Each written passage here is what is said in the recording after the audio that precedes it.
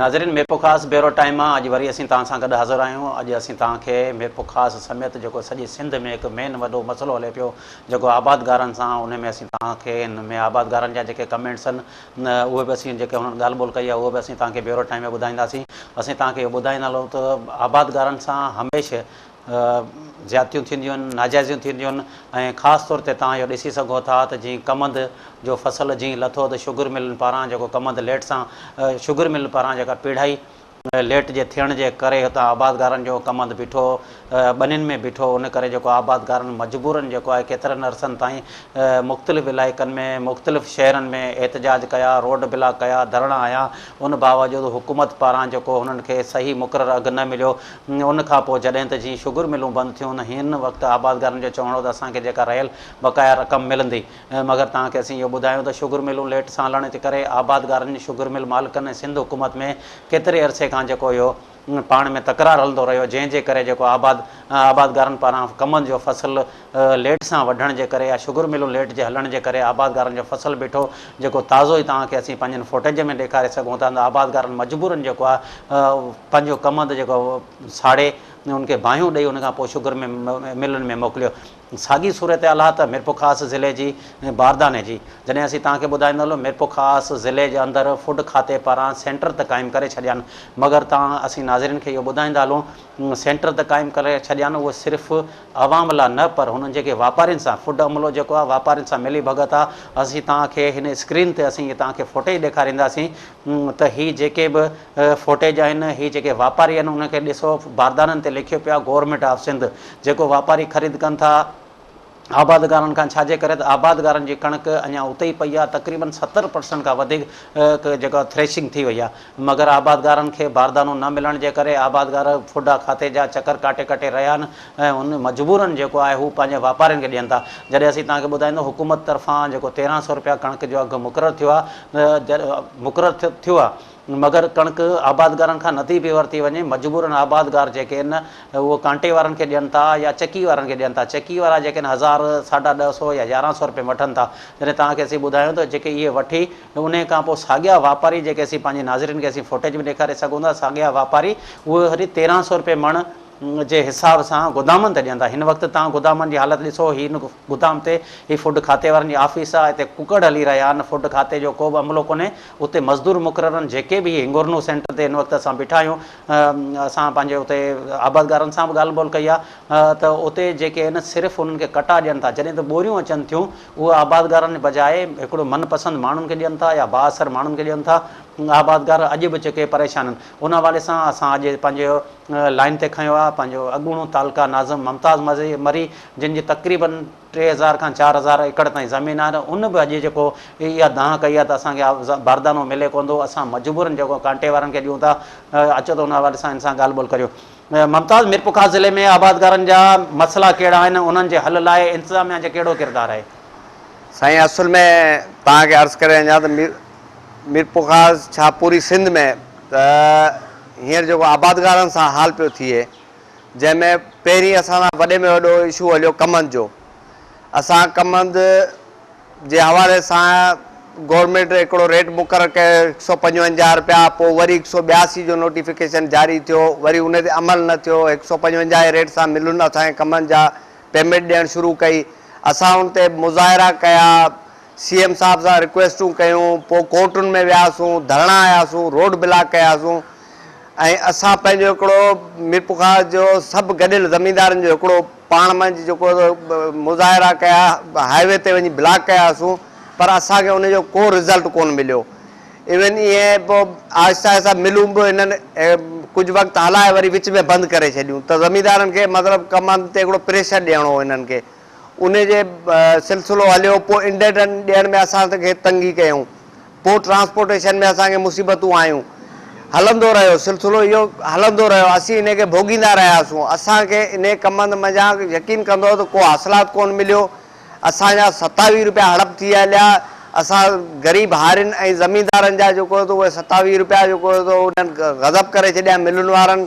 ऐं पोइ असां उन ते जेको सो कोर्ट में वियासीं, पोइ हिननि हिकिड़ो रेट मुक़ररु तइ कयो भई 172 रुपया ॾींदासीं, जंहिंमें 5 रुपया शुगर मिल ॾींदी, बाक़ी 12 रुपया जेको सो गवर्नमेंट ॾींदी, पर अञा ताईं उन गवर्नमेंट असांखे रुपयो बि न ॾिनो आहे ऐं इहो सिलसिलो अञा ताईं हलंदो पियो अचे। एतिरे क़दुरु जो आख़िर में असां पंहिंजा कम जेको सो साड़े छॾियासीं। मिलूं बंदि थियणु शुरू थी वियूं, कम न निकिरी सघियो, मथां कणकुनि जा लाभारा अची हलिया, मुसीबतूं पैदा थी वियूं।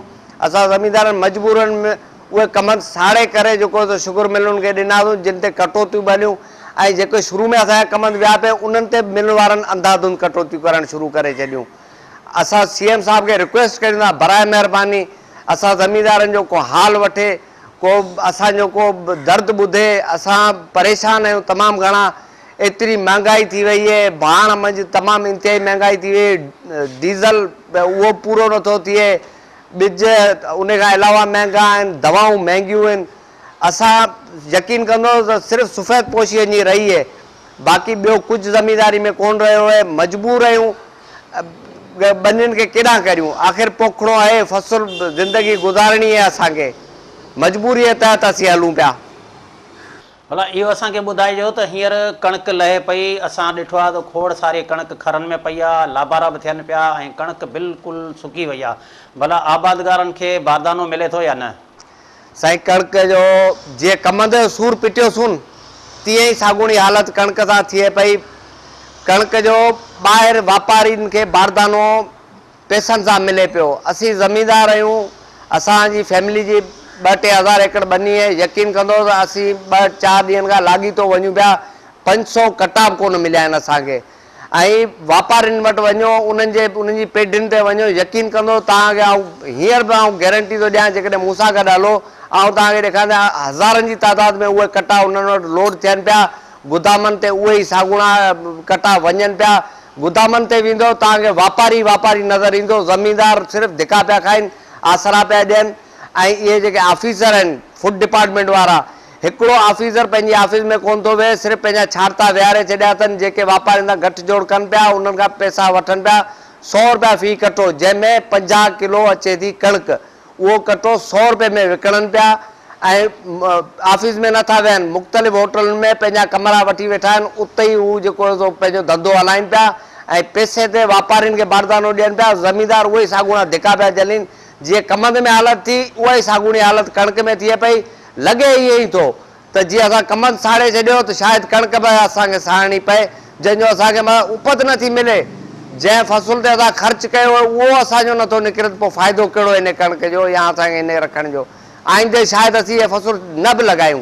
ऐं सरकार अखियूं पूरियो वेठी आहे, हिते जी इंतिज़ामिया बि अखियूं पूरियो वेठी आहे। इंतिज़ामिया खे बि असां आगाही ॾिनी त भाई हीउ जेको मामिलो हले पियो, अवी पाण हली ॾिसो त उन्हनि सेठनि खे केतिरो बारदानो थो मिले, उन्हनि वापारियुनि खे केतिरो बारदानो थो मिले। ऐं चवंदो 5% बि सिर्फ़ु उनजो ज़मींदारनि खे बारदानो नथो मिले।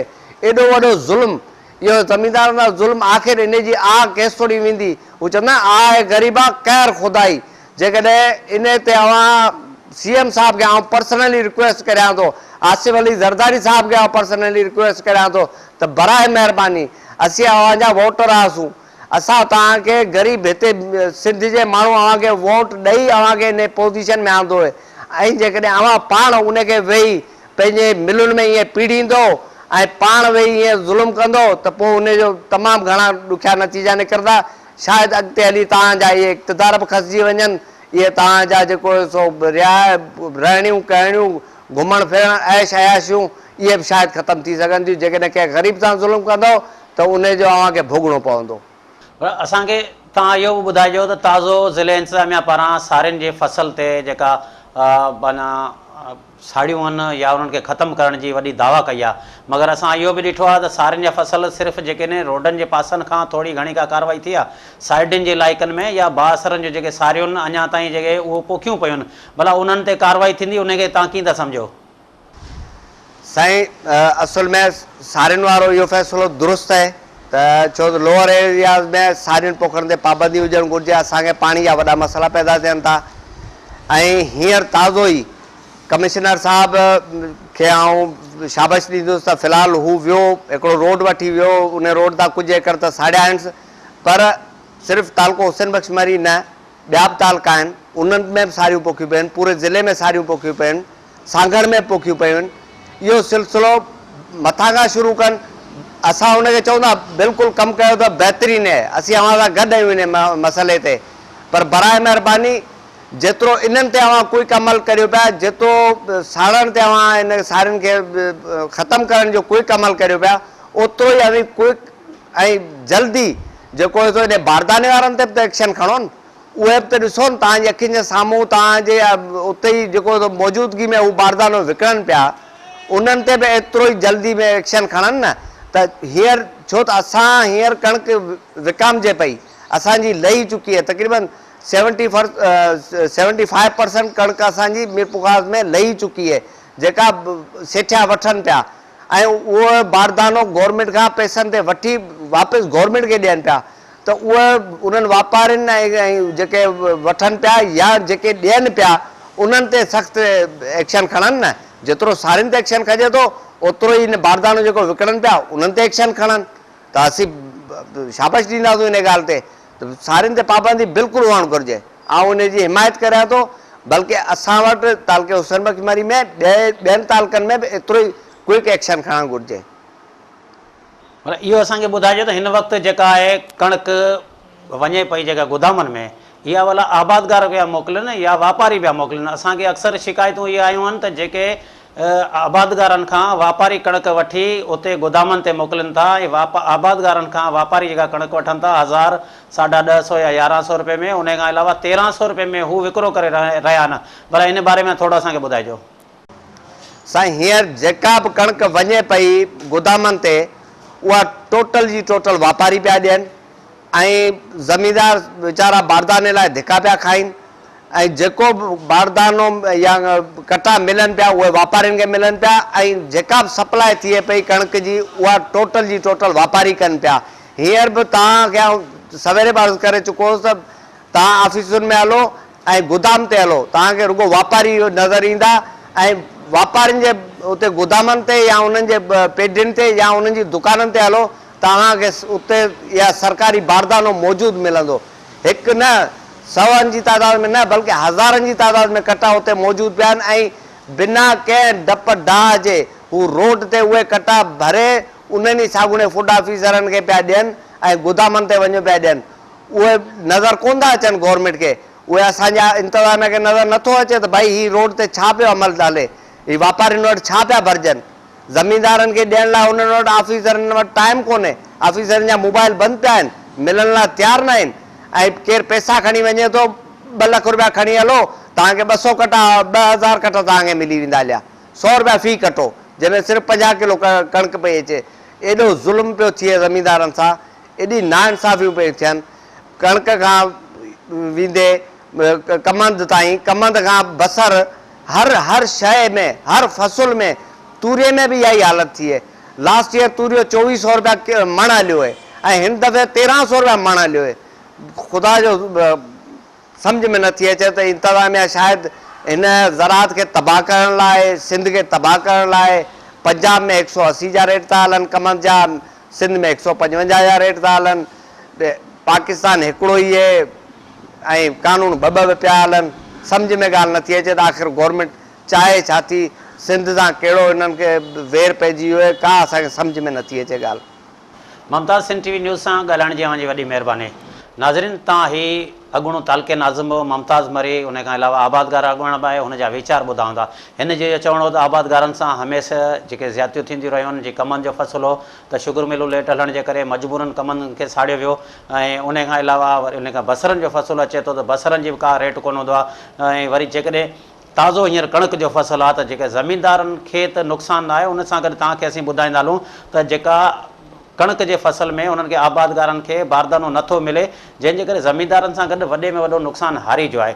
असीं तव्हांखे इहो ॿुधाईंदो, खेड़ी जेका आहे उहा मुकमल हारी ते हूंदी आहे, ॿिज भाण जेको आहे उन्हनि ते अधो अधु हूंदो आहे। उन खां अलावा जेको थ्रेशर हूंदो आहे उहो बि हारी ते हूंदो आहे। त हाणे तव्हां पाण ॾिसो, जेकॾहिं हारी ते वधीक ख़र्चु अचे थो, हिकिड़ो हारी महिनत करे थो, हू पंहिंजो घरु पाले थो, त हुन ते हेतिरो वॾो ख़र्चु अचे थो, उन में ज़मीनदार जो ख़र्चु त घटि आहे, चलो ज़मीनदार जो त कमु हिकिड़ो हले थो, पर हारी बि सख़्तु मुतासिर थियनि था। मजबूरनि जेके इहे ज़मीनदार जेको उन्हनि खे कांटे वारनि खे ॾियनि था या चकी वारनि खे कणिक ॾियनि था, मगर इंतिज़ामिया अञा ताईं ख़बर न आहे छाजे करे उन्हनि ते अमल कोन पई कराए।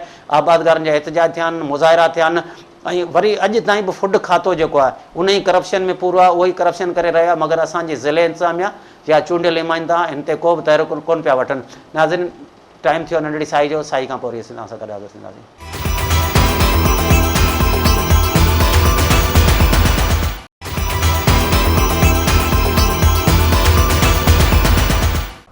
नाज़रीन, नंढी साई खां पोइ वरी असीं तव्हां सां गॾु हाज़िर आहियूं।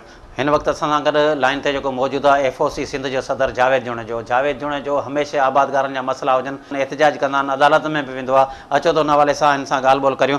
जावेद, सिंध में कणिक केतिरी पोखी वेंदी आहे, सरकार केतिरी कणिक ख़रीद करे रही आहे? साईं, सिंध में टोटल 27,10,000 कणिक पोखियल आहे ऐं सरकार हर साल असांखे जेको आहे बारदानो जेको इशू कंदी आहे डिस्ट्रिक्ट वाइज़ ते, उन मां तक़रीबन हिन साल जेको आहे तारीख़ में पहिरियों दफ़ा इहो थियो आहे त 50% शार्टेज करे छॾी अथनि।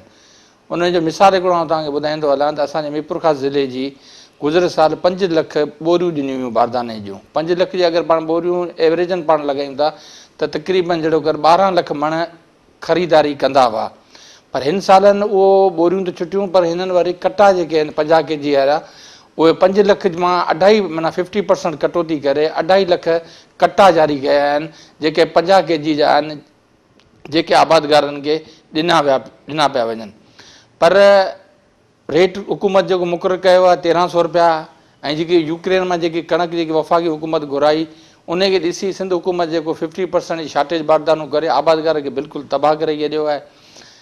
हाणे जॾहिं 27 लख एकड़ पोखियल आहिनि सिंध में कणिक जा, त आउं इहो सम्झां थो त तक़रीबन 8 करोड़ 10 लख जेकी मण पैदावार थींदी, ऐं हुकूमत उते असां खां ख़रीदारी करे पई तक़रीबन 88 या 89 लख। हाणे 88 या 89 लख, पोइ हीअ जेकी 7 करोड़ मण कणिक केॾांहुं वेंदी आहे? उनजो हिकिड़ो ताज़ो तव्हांखे मिसाल मीरपुर ख़ास जो ॾियां थो त असांजे मीरपुर ख़ास ज़िले में हिन साल कणिक 1,51,000 एकड़ पोखी वई आहे। 1,51,000 जो आउं अगरि हदफ़ तव्हांखे ॿुधायां त असां वटि जेको त नॉर्मली जेको एवरेज आहे उहो 30 मण अचे थो। अगरि 30 मण जे हिसाब सां तक़रीबन 50 लख मण कणिक थिए थी। हाणे 50 लख मण कणिक थिए थी, जिते सरकार असां खां ख़रीद करे पई 3 लख मण, त 47 लख मण इहा कणिक केॾांहुं वेंदी? ऐं उन खां पोइ मेन इशू इहो आहे त तक़रीबन 15 ॾींहं थिया आहिनि, 15 ॾींहंनि खां बारदानो शुरू थियो आहे। यकीन सां चवां थो त पूरे ज़िले में किथे बि कंहिं आबादगार खे या कंहिं तलके में किथे बि कंहिं आबादगार खे बारदानो न मिलियो आहे। 25 ज़िले में सेंटर खोलिया विया आहिनि। सेंटरनि जो को जॻह ई कोन्हे, न को उन्हनि सेंटरनि जी का ऑफिस आहे। हीअ पाण असांजे होटल, प्राइवेट होटलनि जा कमरा वठी उते बि फ़ैसिला करे रहिया आहिनि, ऐं सिधो सऊं उहो जेको ब्रोकरनि खे ॾेई असां आबादगार जेको आहे 950 खां वठी 1000 रुपया फ़ी मण विकिरो पिया करियूं, ऐं उहो जेके वापारी जेके आहिनि सरकार खे 1300 रुपया ॾियनि था। त हाणे इहो 300 रुपया मण सां आबादगार खे नुक़सानु। अॻे आबादगार कमंद में तबाह थी वियो, सारियुनि में तबाह थी वियो, फुटनि में तबाह थी वियो। हाणे जेको बचियल सैल जेको फसल जेको कणिक जो, वरी हिन में कणिक में आबादगार तबाह थी वेंदो हलियो। इहो ॿुधाइजो भला गुज़िरियल साल जी भेट में हिन साल केतिरी कणिक पोखी वई आहे? साईं, गुज़िरियल साल मीरपुर ख़ास ज़िले में 1,75,000 एकड़ पोखिली हुई। पर हिन साल जेको कमंद शुगर मिलूं देरि सां खुलण सबबु, ऐं जेको आबादगारनि जो ऐं शुगर मिलनि जो ऐं हुकूमत जे तकरार सबबु शुगर मिलूं जेके खुलिणियूं हुयूं अक्टूबर जे महीने में, उहो शुगर मिलूं खुलियूं डिसंबर महीने में, ऐं कमंद ख़ाली थी कोन सघियो। उन खां पोइ असांजे मीरपुर ख़ास ज़िले में हींअर 1,51,000 एकड़ कणिक पोखी वई आहे। मतिलबु फूड खाते पारां केतिरा सेंटर ज़िले में क़ाइमु कया आहिनि? छा आबादगारनि खे बारदानो मिले थो या न? साईं, किथे बि आबादगार खे बारदानो न पियो मिले। ज़िले में 25 सेंटर नाले मात्र सेंटर खोलिया विया आहिनि। का बि सेंटर जी का शहरनि जी का ऑफिस वग़ैरह आई कोन्हे जंहिं ते फूड इंस्पेक्टर मिलनि। तव्हां यकीन सां ॿुधायो त डायरेक्टर खां वठी फूड इंस्पेक्टर ताईं सभिनी जा मोबाइल फ़ोन बंदि पिया आहिनि। हाणे आबादगार कंहिंसां ॻाल्हाए? हींअर तव्हां पाण ॾिसो हली गुदामनि ते त सभु जेके टकूं जेके आहिनि उहे वापारियुनि जूं भरियूं पियूं आहिनि, आबादगारनि जी का तालीका कोन आई आहे। त सॼो जेको हीउ बारदानो जेको आहे 200 खां 250 रुपया फ़ी कटो जेको आहे उहो हींअर विकामजी रहियो आहे। जेके फूड डिपार्टमेंट ऐं पंहिंजो जेके आहिनि ब्रोकर पाण में मिली आबादगार खे तबाह करे रहिया आहिनि। इन्हनि सां मीरपुर ख़ास ज़िले में आउं चवंदो त तक़रीबन किरोड़नि रुपयनि जो आबादगारनि जो नुक़सानु थींदो, पर अज़ालो आई कोन्हे।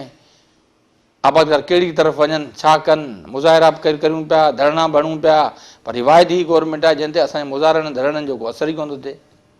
पर इहो ॿुधाइजो त हुकूमत पारां नोटिस बि वरितो वियो ऐं इहे बि इतलाउ आहे त सभिनी डिप्टी कमिश्नर खे पाबंद बनायो वियो आहे त जिते बि इहे शिकायतूं अचनि थियूं उहे पाण निगरानी कनि, बारदाने जो मसइलो हुजे या फूड अमलो ऑफिसर में न वेहे त उते डिप्टी कमिश्नर खे हिदायतूं त मिलियूं हुयूं, पर इन ते अमल थियो आहे या न? साईं चूंडियल नुमाइंदा या त वेठा आहिनि कराची या त वेठा आहिनि इस्लामाबाद में। वीचारो जेको आम जेको माण्हू आहे चूंडियल नुमाइंदनि जे घरनि जा चकर काटे काटे थकी वञे, मजबूर थी वञे, ऑफिसर जा चकर काटनि। हाणे ऑफिसर में चकर काटनि था त ऑफिसरनि मां केरु आई कोन्हे। अगरि आबादगार कहिड़ी तरफ़ वञे, डिप्टी कमिश्नर खे चवनि था त हू चवंदो आहे फूड वारनि जो मसइलो आहे, कमिश्नर खे चवनि था त हू चवंदो आहे फूड डिपार्टमेंट जो मसइलो आहे। तव्हां इंतिज़ामिया जा हिते बासर आहियो, तव्हां वेही आबादगार जा मसइला हल करायो, पाण असांखे आबादगारनि जे मसइलनि में विझनि पिया। हाणे तव्हांखे मां ॿुधाईंदो हलियां त जेको इहो कटो जेको आहे, इन कटे ते तक़रीबन 1.5 खां 2 किलो कटौती कई पई वञे, जॾहिं त बोरी ते 2 किलो कटो, 2.5 मण वारी बोरी ते 2 किलो कटौती कबी आहे। सिधी साईं आबादगारनि खे तबाह पोइ कयो वञे। आबादगार अॻे तबाह थी विया हलिया आहिनि, एतिरनि फसलुनि जा धक खाए वेठा आहिनि, मथां वरी आबादगार तबाह थी वेंदा हलिया। फूड डिपार्टमेंट आहे उहो, ऐं होटलनि जा प्राइवेट कमरा वठियो, ब्रोकरनि सां मिलियो, सॼो जेको आहे जेको इहो पंहिंजो कटा सिस्टम सॼो ब्रोकरनि खे विकामजे पियो। आबादगार वीचारा परेशान लॻा। मां अॼु बि तव्हां मूंसां गॾु आहे, हलो ॾिसो थी मीरपुर खां जेके आहिनि वापारी आहिनि उन्हनि वटि इहे सरकारी कटा पिया आहिनि, आबादगारनि वटि कटा आहिनि ई कोन। उहो साॻियां आबादगारनि खां 950 1000 रुपए में वठनि पिया, अॻिते वञी पाण 1300 रुपया मण विकिणनि पिया। इहा त सिधी साईं नाजाइज़ी आहे। पर असांखे इहो ॿुधाइजो जेको फूड खाते तरफ़ां या फूड खाते जे गोदामनि में जेके हिन वक़्तु इहे गाॾियूं मौजूदु आहिनि या इहे बीठियूं आहिनि, ट्रकूं भरियल आहिनि, डारसनूं भरियल आहिनि या ट्रैक्टर ट्रालियूं भरियल आहिनि, इहे भला वापारियुनि जो न या आबादगारनि जो न? हिते असांखे आबादगार त नज़र आया ऐं कुझु वापारी बि असांखे न, इहो भला असांजे नाज़रीन खे ॿुधाइजो उहे गाॾियूं कंहिंजियूं आहिनि, उहा कणिक कंहिंजी आहे जेका गोदामनि ते पहुची रही आहे? न साईं मुंहिंजा, अगरि तव्हां कंहिं बि हलो हिन गोदाम ते, त उन गोदाम ते तव्हां ॾिसंदा त तक़रीबन 40 अगरि टकूं बीठियूं आहिनि, उन 40 टकुनि मां ऐं इहो तव्हांखे ॿुधाईंदुसि त 25 टकूं वापारियुनि जूं आहिनि, 5 टकूं असांजो आबादगारनि जूं आहिनि।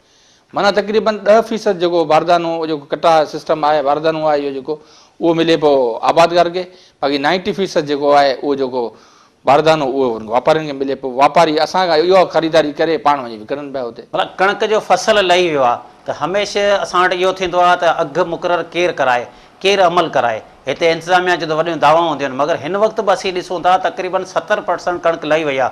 अटो त हिन वक़्तु बि जेको आहे 1600 रुपए मण मिले पियो, ऐं कणिक जॾहिं त हुकूमत जो रेट 1300 रुपए आहे, उन खां अलावा जेके ख़रीदारी चकियुनि वारा बि जेकॾहिं करे रहिया आहिनि त 1000 या 150 या 1100 रुपए, छाजे करे उन ते अमल कोन पियो थिए? अॼु बि ग़रीब माण्हू जेके पीड़िजी रहिया आहिनि, अटो 1600 रुपए मण मिली रहियो आहे। साईं कणिक लही वई आहे, मार्केट में अची वई हली आहे, पर अटो जेके आहिनि चकियूं आहिनि या फ्लोर मिलूं जेके आहिनि, उहो 1600 रुपया मण अटो पियो ॾियनि। का इंसान में का तहरीक नथी वठे। जेके गैर क़ानूनी चकियूं हलाइनि पिया उन्हनि खे बंदि कराए, जेके वञी बाराड़ी में तव्हांखे यकीन सां चवां थो 1700 1800 रुपया मण जेको आहे अटो उते विकामजे पियो। असां अहिड़ियूं 100 शिकायतूं कयूं आहिनि हिते कमिश्नर साहिब खे, डिप्टी कमिश्नर साहिब खे, न असां चयो भला कमेटियूं जहिड़ो असां सां गॾु हलियो वरी उते ॾिसो जी हालत कहिड़ी लॻी पई आहे, कहिड़े अघ में असां जेको कणिक विकिणूं पिया ऐं अटो कहिड़े अघ में असांखे मिले पियो। त हीअ त हिकिड़ी ॿिन्ही तरफ़ां खां तबाही आहे। इन में ख़ाली हिकिड़ो हिसेदार असां न आहियूं, पर हिकिड़ो हारी वीचारा मज़दूर जेके थर मां आया आहिनि उहे हिन में सभु काटे रहिया आहिनि, तकलीफ़ूं काटे रहिया आहिनि। त हीअ त आबादगारनि जी तबाही थी वई आहे। सिंध जो आबादगार आउं चवां थो हीअ जेके हिन साल जेको धचको लॻो आहे, आबादगार 10 साल पोइते हलियो आहे। त इहो त आबादगार सिधो सूं तबाह थी वेंदो हलियो। तव्हां बि आबादगार अॻुवान आहियो, FOC सिंध जा सदर आहियो, जेकॾहिं कमनि जो अघु नथो मिले त उन ते एतिजाज करियो था या ॿिया कहिड़ा मसइला आहिनि उन्हनि ते एतिजाज करियो था, रोडनि ते निकिरो था, ऐं छा हिन मसइले में जेको कणिक जो फसल लहे पियो ऐं इन में को तव्हांजो को लाइ अमल आहे, को एतिजाजी मुज़ाहिरो कंदव या हिन लाइ अदालत में वेंदव या न?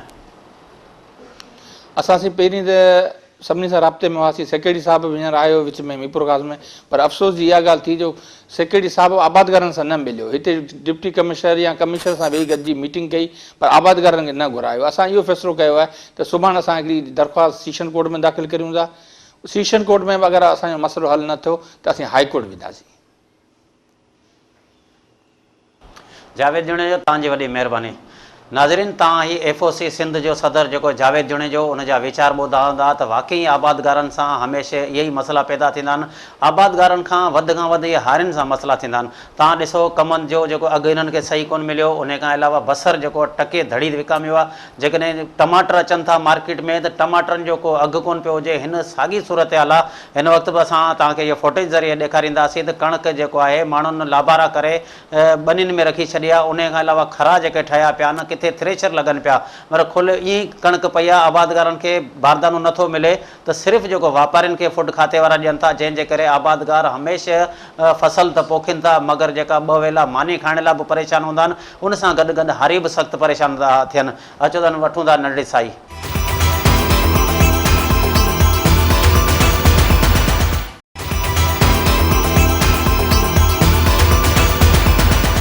नाज़रीन, नंढी साई खां पोइ वरी असीं तव्हां सां गॾु हाज़िर आहियूं। हिन वक़्तु तव्हांखे असीं ॿुधाईंदासीं त हिंगोर में जेको गोदाम आहे फुड वारनि जो, उनजी सूरत हाल इहा आहे त सिर्फ़ु वापारी अचनि था, उते गाॾियूं काए बीहनि था, उते फुड अमलो उते बिल्कुलु नज़र ई कोन पियो अचे। ऐं ख़ासि तौर ते तव्हांखे असीं पंहिंजी स्क्रीन ते इहो ॾिसूं त हुननि जे रिकॉर्ड जी तव्हां हालत ॾिसो, जेको उते को बि रिकॉर्ड वग़ैरह मौजूदु कोन्हे। सिर्फ़ु प्राइवेट माण्हू मज़दूरनि रखी छॾिया आहिनि, उहे ई अचनि था, गाॾियूं लाराइनि था। फुड अमलो तव्हां गाइबु थी वियो आहे। ऐं उन ऑफिस जेको फुड इंस्पेक्टर वेहे थो, उनजी कुर्सी ॾिसी वठो ख़ाली पई आहे। उन खां अलावा हुनजो रिकॉर्ड जेको आहे उहो अंदरि उछलियो पियो आहे। उते जा जेके आबादगारनि चकर काटे रहिया आहिनि, वापारी जेके आहिनि उहो उन्हनि सां मज़दूरनि सां मिली करे उहो पंहिंजो माल मोकिले रहिया आहिनि। उते केरु बि पुछण वारो कोन्हे, इंतिज़ामिया जो माण्हू आहे, न को फुड खाते जो माण्हू आहे। हिन वक़्तु असां सां गॾु उते मौजूदु आहे जेको चौधरी अरशद, जेको गोदामनि ते बीठो आहे। हुन सां ॻाल्हि ॿोल त करियूं, हुनजो छा चवणु आहे। अरशद साहिबु, तव्हां केतिरनि ॾींहंनि खां ऑफिसनि जा चकर काटे रहिया आहियो? छा तव्हांखे फुड जो अमलो मिले थो या न? कहिड़ा मसइला आहिनि तव्हां सां? चौधरी अरशद हुसैन, बशीराबाद ज़िमीदार आहियां। ऐं नाले छा अलाह ते किथे 3 ॾींहं थिया आहिनि हिते घुमां पियो, चकर हणां पियो, आसरा ऐं सभु। ऐं जेॾी महिल फ़ोन खणंदा चवंदा हा बसि अचो, अचूं था। हिते केरु मिले कोन थो, नंबर सभु बंदि पिया आहिनि सभिनि जा।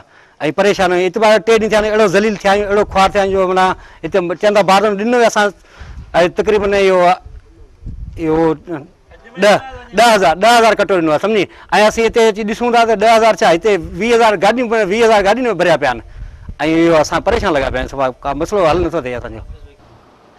पर असांखे तव्हां इहो ॿुधाइजो, अघु मिलण करे छा हारियुनि खे अघु घटि मिलण करे छा हारियुनि खे बि नुक़सानु आहे या सिर्फ़ु ज़मींदारनि खे नुक़सानु थिए थो? साईं, हारियूं तव्हां ॿुधायो त 20 मण एकड़ हींअर कणिक लहे पई असां ज़मींदारनि जी। ऐं जेको असां उते मजबूर आहियूं 1000 साढा 1000 ते 1100 ते ॾियण लाइ, ऐं गवर्नमेंट रेट कयो आहे 1300 ते। ऐं असां उहो भाण जा पैसा नथा लाहियूं की ज़मीन हारी, उन करे जेका भॼो पिया वञनि ज़मींदारनि वटि। छा चवंदा ज़ुल्म हाणे छा कनि, ज़मींदार केॾां वञनि? ज़मींदारनि वटि रेट उनखे मिले कोन थो, ऐं गवर्नमेंट जो रेट कोन थो मिले, कटो मिले कोन थो, न कोई ॿोरी मिले थी। परेशान लॻा पिया आहिनि ज़मींदार। तव्हांजी वॾी महिरबानी सिंध टीवी न्यूज़ सां ॻाल्हाइण ते। नाज़रीन, तव्हां हिन जा बि वीचार ॿुधा हूंदा। हिन जो इहो चवणु हो त जेकॾहिं अघु नथो मिले, मजबूरनि हितां हारी भॼनि था। असीं तव्हांखे इहो ॿुधाईंदा हलूं त मिरपुखास डिवीज़न में रोज़ाना त कॾहिं उमरकोट मां, कॾहिं मिठी मंझा, कॾहिं उमरकोट मंझा, कॾहिं जुडो मां या नवकोट मां या मिरपुखास जे इलाइक़नि मां या सिंधड़ी मां रोज़ाना मुबैना निजी जेलनि में जेके हारी आहिनि उहे भॼनि था, अदालत में दरख़्वास्तूं ॾियनि था, जंहिंखे अदालत पारां हुनखे बाज़त वरी कयो थो वञे। पर सिर्फ़ु हिननि जो मेन सबबु इहो आहे, जेकॾहिं हू फसल पोखनि था, उते महिनत कनि था, हुनखे को बि उतां जो सही नमूने सां हिसाब किताब कोन थो मिले, जंहिंजे करे मजबूरनि जेके हारी पंहिंजो दरख़्वास्तूं ॾियनि था, उन खां पोइ हारियुनि जी मुबैना निजी जेल मां आज़ादु थियनि था। मेन कारण इहो आहे त अगरि हारी थोरो घणो कर्ज़ु खणे थो, उनखे कर्ज़ु जेको आहे वापसी में किथां ॾियनि? अघु को कोन्हे, फसलनि जो को अघु कोन्हे, कमनि जो को अघु कोन्हे, बसर जो को अघु कोन्हे, टमाटर जो को अघु कोन्हे, वेंदे एतिरे ताईं जेको कणिक जो बि को अघु कोन्हे, जंहिंजे करे मजबूरनि हारियुनि खे बि ओतिरो ई नुक़सानु आहे जेतिरो ज़मींदार खे नुक़सानु थिए, ऐं जंहिंजे करे हू उतां खां मजबूर थी वञनि था। नाज़रीन, हाणे असां सां गॾु हिन प्रोग्राम में पीपल्स पार्टी जेका MP खैरुनिसा मुग़ल आहे। अचो त हुन सां ॻाल्हि ॿोल करियूं, हुनजो छा चवणु आहे। खैरुनिसा मुग़ल, सिंध में हमेशह आबादगारनि सां मसइला पैदा थियनि था, छाजे करे हुकूमत गैर संजीदा हूंदी आहे? ताज़ो कणिक जो फसल लथो आहे, बारदाने में माण्हुनि सां खोड़ सारा मसइला आहिनि, तव्हांजो छा चवणु आहे? बिस्मिल्लाहिर्रहमानिर्रहीम। बिल्कुलु अदा, असांखे बि इहे शिकायतूं मौसूल थियूं आहिनि ऐं सभु असांजी नॉलेज में आहे के आबादगारनि जे बजाए वापारियुनि खे बारदानो मिलियो आहे, पर सिंध हुकूमत जेको आहे बिल्कुलु वाज़े हिकिड़ी पॉलिसी ॾिनी आहे ऐं डिप्टी कमिश्नर्स जेके बि आहिनि सिंध में उनखे बाउंड कयो आहे कि इन्हनि खे पर्सनली मॉनिटर कनि उनखे, ऐं असां नुमाइंदनि खे बि चयो वियो आहे त असां बि इन खे अमल खे ॾिसूं। छो त सिंध हुकूमत जी हमेशह खां इहा कोशिशि रही आहे, पॉलिसी इहा रही आहे कि आबादगार वधि खां वधि जेके आहिनि फैसिलिटेट थियनि। हाणे इन सिलसिले में जेकॾहिं असां सां इंतिज़ामिया कोऑपरेट न कंदी या विच में ॿिया के अंसर आहिनि जेके अहिड़े क़िस्म जो पंहिंजा फ़ाइदा वठण जे लाइ असांजी पॉलिसीज़ खे जेको आहे पुठियां था रखी छॾनि, त उन में नुक़सानु हिकिड़ी हुकूमत जी पॉलिसी जो त थिए ई थिए थो, पर उनमें अवाम जेका तक़रीबन तमामु घणे उनमें ॾचे में अचो वञे ऐं ख़ासि तौर ते जेके आबादगार आहिनि उन्हनि खे नुक़सानु थो थिए। हाणे इहो आहे कि हुकूमत इहा पॉलिसी ॾिनी आहे त जेको आहे बारदाने जे जेको आहे उहो वापारियुनि खे फ़ोकियत न ॾिनी वञे, आबादगारनि खे पहिरीं अकोमोडेट कयो वञे, ऐं जेकॾहिं इन सिलसिले में का कोताही थिए थी ऐं केर बि अंसर आहिनि ख़ासि तौर ते DSP हुन में इन्वॉल्व हूंदा आहिनि, त जेकॾहिं अहिड़ो कुझु असांखे वरी ॿुधण में आयो त उन्हनि जे ख़िलाफ़ु जेका सख़्तु कार्रवाई कई वेंदी। ऐं इन सिलसिले में आहे कि मूं मीरपुर ख़ासि जे डिप्टी कमिश्नर रशीद ज़रदारी साहब आहिनि, उन्हनि सां बि ॻाल्हायो आहे, छो त इहा असांजी बि ड्यूटी आहे त जेकॾहिं हुकूमत खां पॉलिसी ॾिए थी त असीं ख़ुदि बि मॉनिटर करियूं। उन में हुननि मूंखे यकीन ॾियारियो ज़रदारी साहब, रशीद ज़रदारी आहिनि डिप्टी कमिश्नर मीरपुर ख़ासि, त हुननि चयो बिल्कुलु तव्हांखे का अहिड़ी शिकायत कोन मिलंदी ऐं हू ख़ुदि पर्सनली वञी इहो मॉनिटर कंदा इन शइ खे, त जेकॾहिं आबादगारनि खे बारदानो अञा बि नथो मिले त जेकॾहिं जेके बि अंसरनि में शामिल आहिनि त उन्हनि जी ख़िलाफ़ु कार्रवाई कई वेंदी। ऐं इन ॾस में आहे इंशा अल्लाह ताला, ऐं अव्हां जी बि असांखे सहकार खपंदी त जेके बि ऐं जिते बि तव्हांखे अहिड़ी क़िस्म जी थिए थी त असांखे ज़रूरु निशानदेही करियो। पर तव्हां असांखे इहो ॿुधाईंदो, पीपल्स पार्टी हुकूमत हमेशह ग़रीबनि जे अटे लजे जी बि ॻाल्हि कई आहे, अटे लटे जी बि ॻाल्हि कई आहे, मगर हिन वक़्तु तव्हां ॾिसो हीअ जेके अघु सही मुक़ररु न पिया मिलनि उन्हनि खे, ऐं जेकॾहिं हुकूमत जे तरफ़ां 1300 रुपया मण मुक़ररु कयो वियो आहे कणिक जो, मगर आबादगार जेको आहे अॼु कांटनि ते कणिक विकिणी रहिया आहिनि, अटे जी चकीनि वारनि खे ॾेई रहिया आहिनि। इन में ख़ासि तौर ते जेको हारी तबिको मुतासिर थिए थो, हू एॾी महिनत कनि था, हुननि खे जेकॾहिं सही पैसा नथा मिलनि या साल में फ़सलुनि जो सही हिसाबु नथो मिले, जंहिंजे करे कर्ज़ई थी था वञनि, उन हवाले सां तव्हांजो छा चवणु आहे? अच्छा, बिल्कुलु इहो तव्हां बिल्कुलु सही चयो आहे, ईअं थिए पियो। ऐं इन में आउं चवंदसि कि फूड डिपार्टमेंट जी तमामु हिकिड़ी वॾी नाअहली आहे, ऐं उहा कॾहिं बि इन मूड में कोन रही आहे त जेकॾहिं हुकूमत का पॉलिसी ॾिए थी त उन खे असां सहकार करे उन पॉलिसी खे जेको इम्प्लीमेंट कराइण में असांजी मदद कनि, पर उन जी बजाए उबतो हू उन्हनि जी हिकिड़ी पंहिंजी पॉलिसी हूंदी आहे जेका सिर्फ़ु हुननि जे मुफ़ादनि वटां हूंदी आहे। तव्हां बिल्कुलु सही चयो, इन सां जेका आबादगारनि सां गॾु हिकिड़ो हारियुनि खे बि तमामु वॾो नुक़सानु आहे, पर सिंध हुकूमत कॾहिं बि इन फेवर में न रही आहे। असांजो पूरो जेको मिशन ई असांजो इहो आहे त हिकिड़ो आम माण्हू, हिकिड़ो ग़रीब हारी जेको आहे उनखे पंहिंजे पेरनि ते बीहारिजे। तंहिं करे असां बिल्कुलु इन्हनि खे बि असां वाज़े ॿुधाए छॾियो आहे त जेकॾहिं इन्हनि अघनि जे मामले में जेकॾहिं हीअ असां सहकार न कंदा ऐं पंहिंजी हठधर्मी ते क़ाइमु रहंदा ऐं अघु घटि कोन कंदा, जीअं त तव्हां हींअर ॿुधायो, असांखे बि ख़बर आहे त कणिक जा रेट जॾहिं त आहे जेके हुकूमत जे तरफ़ खां उनजी बनिस्बत अटो जेको आहे तमामु घणो महांगो आहे, 1600 हले पियो। त हाणे असां वरी बि ख़ुदि बि हिननि सां मीटिंग्स कयूं आहिनि ऐं अञा बि असां गॾिजाणियूं कंदासीं। हिन हफ़्ते में असांजो पूरो शेड्यूल आहे, हिन में असां हिकमत अमली इहा कई आहे जेकॾहिं डिपार्टमेंट असां सां सहकार न कंदा त असां इन्हनि जे ख़िलाफ़ु सख़्तु कार्रवाई कंदासीं बग़ैर कंहिं फ़र्क़ जे। भला इहा कंहिंजी ज़िमेदारी आहे त जीअं हाणे मुक़ररु आहे सिंध हुकूमत जे तरफ़ां 1300 रुपया कणिक, मगर ज़मींदारनि खे त 1300 रुपया अघु कोन थो मिले, उन्हनि खे उहो ई 950 या 1100 रुपया उन्हनि खे अघु इहो मिले थो, मगर इहा कंहिंजी ज़िमेदारी आहे? वरी तव्हां इहो बि ॾिसो, एतिरो जॾहिं कणिक हींअर लही वई आहे तक़रीबन 70% खां वधीक, त हींअर बि अटे जी क़ीमत साॻी लॻी पई आहे जेका कणिक न हूंदी उन टाइम ते अटे जी क़ीमत आहे, हींअर बि साॻी क़ीमत लॻी पई आहे। पर तव्हां चओ था सिंध गवर्नमेंट नोटिस वरितो, सिंध गवर्नमेंट सभु कुझु करे छॾियो, ज़िले इंतिज़ामिया कयो आहे, डिप्टी कमिश्नर जी तव्हां सां बि ॻाल्हि ॿोल थी आहे, डिप्टी कमिश्नर जी तव्हां सां वाइदो बि कयो आहे सभु कुझु कंदासीं, मगर अॼु ताईं कंहिं बि हुन ते अमल कोन करायो आहे, छाजे करे?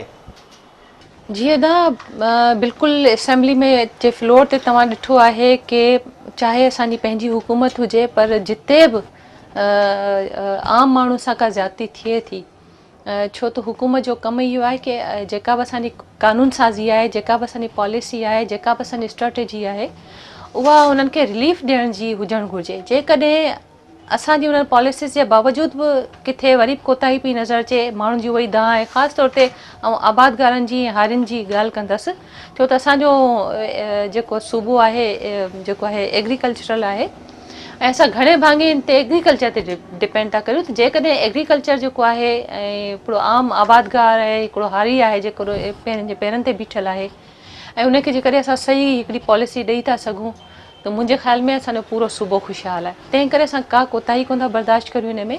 ऐं तव्हां ॾिठो आहे की वक़्तु ब वक़्तु असां हिन जी आवाज़ असेंबली जे फ्लोर तां हुकूमती मेंबर्स हुजण जी हैसियत सां असां उथारी आहे। इहो न सोचियो आहे त असांजी पंहिंजी हुकूमत आहे छो त हुकूमत पॉलिसी ॾिए थी आवाम जे फेवर जे लाइ आबादगारनि जे फेवर जे लाइ पर इहे इदारा आहिनि जिन जे ख़िलाफ़ु जेके आहिनि बिल्कुलु तव्हां ॿियो इहो सुवालु तव्हांजो हो त कारवायूं बि थियूं आहिनि। तव्हां ॾिठो आहे की थर जे रिलीफ खां वठी जेकॾहिं सिंध जे कहिड़े बि हिसे में इहा पॉलिसी में जिते बि इम्प्लीमेंटेशन में का कोताही थी आहे त इन्हनि जे ख़िलाफ़ु कारवाई थी बि आहे उन्हनि ऑफिसरनि जे ख़िलाफ़ु बि थी आहे ऐं हाणे बि असांजूं गॾिजाणियूं थियूं आहिनि। ऐं हाणे ख़ासि तौर ते हींअर जेके इहे इशूज़ हलनि पिया इन जे बारदाननि जे हवाले सां या अटे जे क़ीमतुनि जे हवाले सां त असांजूं गॾिजाणियूं थियनि पियूं ऐं इन सिलसिले में असां बिल्कुलु संजीदा आहियूं। न सिर्फ़ु असेंबली में आवाज़ उथारींदासीं जीअं त हमेशह उथारींदा बि रहिया आहियूं बल्कि हिन जे ख़िलाफ़ु कारवायूं बि कंदासीं। खैरुनिसा मुग़ल तव्हांजी सिंध टीवी सां ॻाल्हाइण ते वॾी महिरबानी। नाज़रीन तव्हां हिते आबादगार अॻुवाणनि जा वीचार ॿुधा हूंदा हुननि जो इहो चवणो हो त असां सां हमेशह आबादगारनि सां इहे मसइला पैदा थींदा आहिनि। ख़बर न आहे हुकूमत छाजे करे कंहिं शइ ते अमल कोन पई कराए। हुकूमत हमेशह इहे वॾियूं दावाऊं कयूं आहिनि या अख़बारनि ताईं आयो आहे या मीडिया ताईं अची वियो आहे त असां हिननि ते अमल कराईंदासीं मगर अॼु ताईं तव्हां कहिड़ा बि खाते में ॾिसो सॼी सिंध जी जेके सूरत हाल आहे सॼी साॻी लॻी पई आहे। जेकॾहिं असीं मीरपुर ज़िले जी ॻाल्हि था करियूं चाहे अमन अमान जी सूरत हाल हुजे चाहे इंक्रोचमेंट जा मसइला हुजनि चाहे आबादगारनि जा मसइला हुजनि चाहे ग़रीब माण्हुनि जा मसइला हुजनि चाहे सिहत जा मसइला हुजनि सिहत खाते लाइ त हुकूमत जूं वॾियूं दावाऊं हूंदियूं आहिनि त असां वॾियूं कोशिशूं करे रहिया आहियूं असां सभु कुझु कंदासीं मगर अॼु ताईं उन्हनि जी बि हालत ख़राबु लॻी पई आहे। ख़ासि तौर ते आबादगारनि जा जेके मसइला आहिनि आबादगारनि सां तव्हां हमेशह ॾिसो रोडनि ते निकिरी ईंदा आहिनि एतिरे ताईं जेके हिननि जा चूंडियल नुमाइंदा जीअं नवाब यूसुफ टालपुर समेत ॿिया चूंडियल नुमाइंदा बि रोडनि ते आया पंहिंजा हक़ वठण लाइ पंहिंजा जेके मसइला ॿुधाइण लाइ जेकर उन्हनि जी कहिड़ी ज़रूरत हुई उन्हनि खे रोडनि ते अचण ते जॾहिं हुकूमत में वेठा आहिनि मगर हिन वक़्तु तव्हां ॾिसो त आबादगारनि सां मसइला कमंद खां करे कणिक ताईं आहिनि मगर छाजे करे उन्हनि ते अमल कोन थो थिए। फूड खाते वारो हिकिड़ो बि ऑफिसर जेको फूड जी ऑफिस में कोन थो वेहे सभु पंहिंजे जेकॾहिं प्राइवेट घरनि में वेठा आहिनि या होटलनि ते वेठा आहिनि या अहिड़नि ज़मीनदारनि वटि उन सेंटर ठाहे छॾिया आहिनि या उते बारदानूं खणी वेठा आहिनि। ख़ासि तौर ते हितां जा जेके चूंडियल नुमाइंदा आहिनि उन्हनि जी ज़िमेदारी आहे त हुननि ते अमल कराइनि मगर असां हिते ॾिठा आहिनि त कुझु अहिड़ा सियासी माण्हू आहिनि जेके पाण इन कम में मुलवस आहिनि। गुज़िरियल साल जेको आबादगारनि जा मसइला थिया हुआ मीडिया ते ख़ासि तौर ते सिंध टीवी ते हिकु असां प्रोग्राम बि हलाया हुआ उन्हनि ते उन खां पोइ हुतां जा जेके सूबाई वज़ीर पारां नोटिस बि वरितो वियो उन खां लिस्टूं घुरायूं वियूं त जिन वटि ज़मीनूं आहिनि उन्हनि खे ॾियो।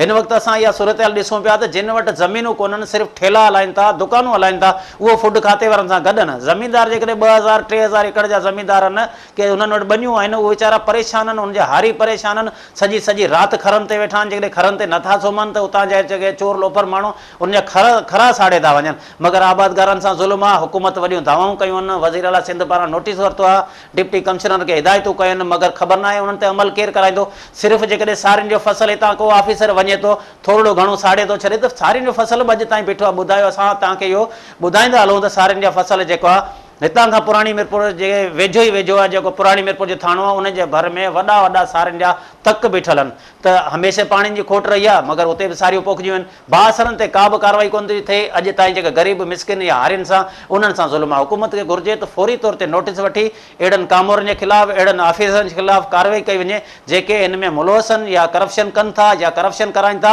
ऐं ख़ासि तौर ते उहे सियासी माण्हू जेके हिननि सां ऑफिसरनि खे पंहिंजनि बंगलनि ते घुराइनि था या हिननि सां गॾु विहारे उन्हनि खे करप्शन कनि था जंहिंजे करे ऑफिसर जेको ग़रीब आबादगारनि जो जेके नंढा आबादगार आहिनि त हूअं ई परेशान आहिनि उन्हनि खे केरु ॿुधण वारो कोन्हे। वॾा आबादगार बि ईअं उन्हनि जे ऑफिसनि जा चकर काटे रहिया उन ते फौरी तौर ते नोटिस वठी उनजे ख़िलाफ़ु कानूनी कार्रवाई कई वञे। नाज़रीन वरी अॻे प्रोग्राम में तव्हां सां गॾु हाज़ुर थींदासीं। तव्हांजे मेज़बान नज़ीर पवर खे इजाज़त ॾींदा।